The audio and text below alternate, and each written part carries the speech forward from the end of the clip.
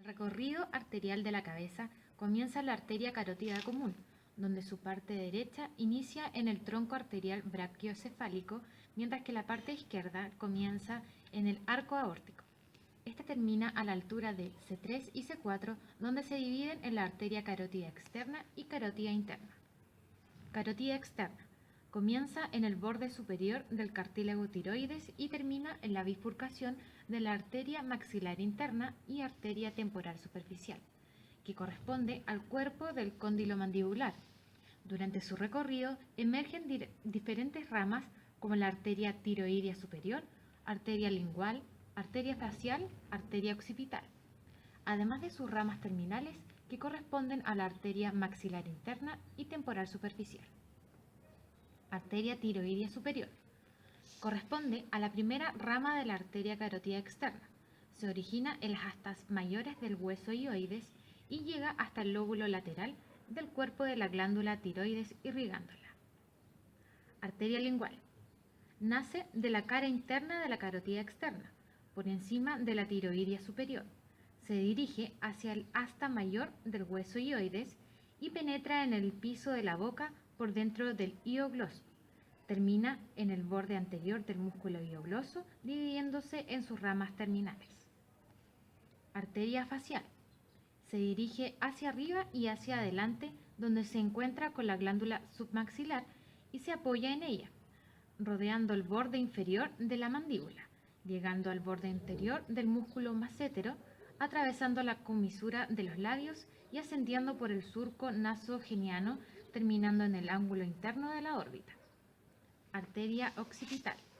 Se desprende de la carótida externa al mismo nivel de la arteria facial.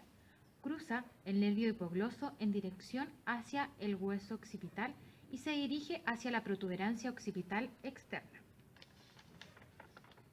Arteria maxilar. Corresponde a la rama terminal más gruesa de la arteria carótida externa. Nace a nivel de la glándula parótida y termina a nivel de la fosa pterigoidea del maxilar. Se sitúa por debajo de la articulación temporomandibular, por detrás de la rama de la mandíbula y se extiende medial al músculo pterigoideo lateral hacia la fosa pterigopalatina. Arteria temporal superficial. Esta asciende entre el conducto auditivo externo y la articulación temporomandibular, acompañado del nervio auriculotemporal, por delante de la oreja hasta la región temporal donde se ramifica.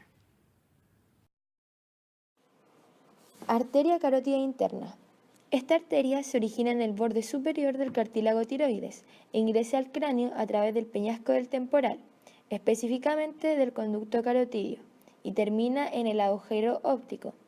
Una de sus ramas colaterales más importantes corresponde a la arteria oftálmica, que se origina en la última convexidad dirigida hacia adelante de la arteria carótida interna y discurre por debajo del nervio óptico a través del conducto óptico hacia la órbita. Una de sus ramas colaterales corresponde a la arteria nasal, que emerge desde la órbita por encima del ligamento palpebral medial y tras dar una pequeña rama hacia la parte superior del saco lagrimal se divide en dos ramas. Otra de sus ramas colaterales corresponde a la arteria lagrimal, la que irriga la glándula lagrimal y termina a nivel de los párpados. Una de sus ramas colaterales corresponden a la arteria etmoidal, que ingresa por el conducto etmoidal posterior e irriga los senos etmoidales. Sus ramas terminales corresponden a arteria cerebral anterior, que va hacia anterior sobre el canal óptico e irriga ambos hemisferios salvo el lóbulo occipital. Presenta una comunicante anterior que la comunica con la homóloga del otro lado. Arteria cerebral media. Irriga las caras laterales de los hemisferios cerebrales, en particular el lóbulo de la ínsula. Arteria coroidea anterior. Es paralela a la comunicante posterior y se dirige a los plexos coroideos. El polígono de Willis es una estructura anatómica arterial que tiene una forma de heptágono y se encuentra situado en la base del cráneo. El polígono nace a raíz de la arteria basilar, la que se bifurca dando paso a las arterias cerebrales posteriores que se encuentran comunicadas por la comunicante posterior. A su vez se comunican con la comunicante anterior y ésta las comunica con la arteria cerebral anterior.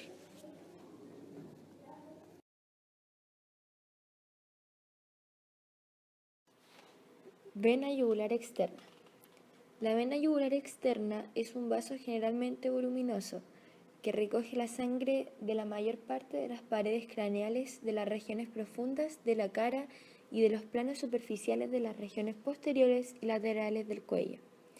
Su origen se relaciona con la glándula parótida desde el ángulo de la mandíbula, por la unión de las venas temporales, superficial y maxilar interna hasta la parte central de la clavícula, desembocando en la vena subclavia. Vena temporal superficial. Son venas que drenan las partes laterales del cuero cabelludo, descendiendo por detrás de la articulación temporomandibular y penetrando en la glándula parótida para unirse con la vena maxilar. Vena maxilar interna. Se origina de la vena esfalopalatina satélite de la arteria. Presenta dos trayectos que generan dos plexos. El primer plexo es alveolar y recibe las ramas satélites de las ramas de la arteria maxilar interna que se desprenden de la tuberosidad maxilar y en el trasfondo de la fosa pterigomaxilar. Este plexo drena la vena facial por el tronco facial y en el segundo plexo es el pterigoideo. Recibe las ramas satélites de la rama de la arteria maxilar interna que nacen por dentro y entre los haces del músculo pterigoideo externo. Este plexo drena en la vena maxilar interna. En el ojal retrocondilio pasa por encima de la arteria y por debajo del nervio. Finalmente, la vena maxilar interna drena en la yugular externa. Vena yugular interna. Se inicia en el agujero angular o también denominado agujero rasgado posterior. Esta desciende verticalmente hasta la base del cuello, donde se dobla un poco hacia adentro y hacia adelante. La vena yugular interna termina por detrás de la extremidad interna de la clavícula, donde se une con la vena subclavia y forma el tronco venoso brachiocefálico. Al salir de la pared craneal, se sitúa primero posterior a la carótida interna y luego externa a esta arteria, hasta su porción terminal. En el cuello y cerca del hueso hioides, la yugular interna recibe sus afluentes más importantes, que son vena facial, lingual, tiroidea superior, faringe inferior y tiroidea media. Sus principales afluentes son vena facial y vena lingual. Vena facial. Comienza en el ángulo interno del ojo, donde se anastomosa con la vena oftálmica y recibe el nombre de vena angular. Se sitúa lateral a la arteria donde se dirige hacia el borde inferior de la mandíbula, alcanzando primero el surco nasogeniano, donde adquiere el nombre de vena facial, alcanzando luego el ángulo anterior inferior del massetero, donde se sitúa junto a la arteria facial. Desciende bajo la aponeurosis en el compartimiento submaxilar, sobre la cara externa de la glándula. La vena termina directamente en la yugular interna o se une a las venas lingual y tiroidea superior para formar el tronco tirolíngulo-facial. Algunas de sus venas colaterales son venas nasales externas, facial profunda, labiales, bucales, massetéricas, etc. Vena lingual. La sangre venosa de la lengua fluye de cada lado por medio de tres grupos de venas que son las venas linguales profundas, venas dorsales y venas satélites del nervio hipogloso. La vena lingual puede desembocar directamente a la yugular interna o hacerlo a través del tronco tirolíngulo-facial.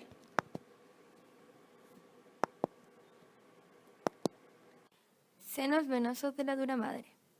Estos corresponden al desdoblamiento de la membrana más externa y resistente que recubre el sistema nervioso central, denominada dura madre. Son sistemas colectores desde los cuales la sangre del encéfalo drena hacia la yugular interna. Podemos clasificarlos en pares e impares. Impares. Seno sagital superior. Discurre a lo largo del borde superior de la hoz del cerebro, Posee una forma triangular de base superior y se extiende desde el foramen ciego hasta la confluencia de los senos. Seno sagital inferior. Comienza en la mitad posterior de la hoz del cerebro y discurre por el borde inferior de esta. Su calibre aumenta de adelante hacia atrás, terminando en el seno recto. Seno recto. Tiene la forma de un triángulo de base inferior a la sección coronal. Recorre a lo largo de la unión de la hoz del cerebro con la tienda del cerebelo, continuando al seno sagital inferior. Seno occipital. Se extiende por dentro de la hoz del cerebelo, desde la confluencia de los senos hasta el borde posterior del agujero magno. El extremo inferior ocasionalmente puede bifurcarse antes de conectarse al seno marginal. Seno marginal. Es un pequeño seno venoso ubicado entre las dos capas de la dura madre que rodean el foramen magno. Seno intercavernoso. Se ubica en la dura madre que tapiza la fosa hipofisiaria y que presenta a veces gran desarrollo vascular alrededor del tallo de la hipófisis. Senos pares. Senos transversos. Se extienden desde la confluencia de los senos hasta el extremo posterior del borde superior de la porción petrosa del hueso temporal. Recorre la circunferencia externa de la tienda del cerebelo y excava un surco en el hueso occipital. Senos sigmoideos. De trayecto flexible, continúan a los senos transversos una vez que dejan a la tienda del cerebelo. Su primera porción, mastoidea, ocupa el extremo posterior de la porción petrosa del hueso temporal. Allí, el seno se acoda y desciende oblicuamente en dirección anterior, medial e inferior. La segunda porción, yugular, es la parte del seno que llega a la base de la porción petrosa del hueso temporal. Toma una dirección hacia adelante, arriba y adentro, y se continúa con la vena yugular interna. Senos cavernosos, formados por una red venosa irregular que se ubica a cada lado de la silla turca y del cuerpo del esfenoides. Se dirige desde la fisura orbitaria superior hasta la extremidad anterior de la porción petrosa del hueso temporal. Seno petroso superior. Nace de la extremidad posterior del seno cavernoso y sigue una dirección oblicua hacia atrás y afuera por el borde superior del peñasco, donde toma una inserción en la tienda del cerebelo. Seno petroso inferior. Nace de la extremidad posterior del seno cavernoso y sigue una dirección oblicua hacia atrás y afuera por la parte inferior del peñasco.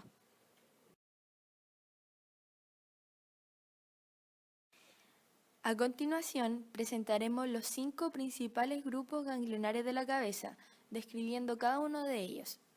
Primer grupo, ganglios occipitales. En este grupo existe una división que consiste en superficiales, ubicados entre la inserción superior del esternocleidomastoideo y el trapecio, en el vértice del triángulo posterior del cuello.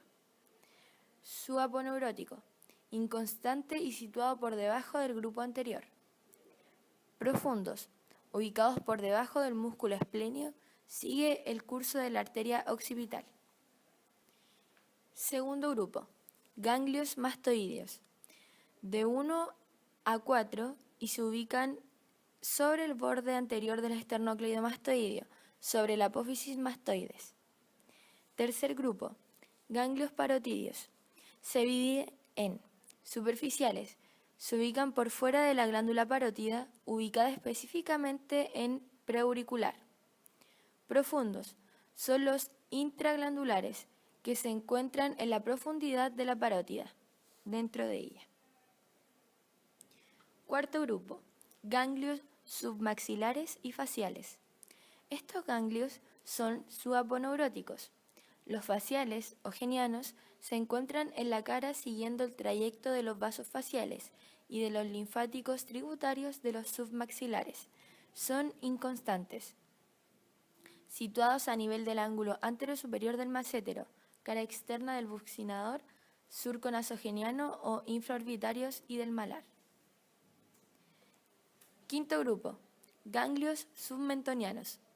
Pueden ser supra o subaponeuróticos.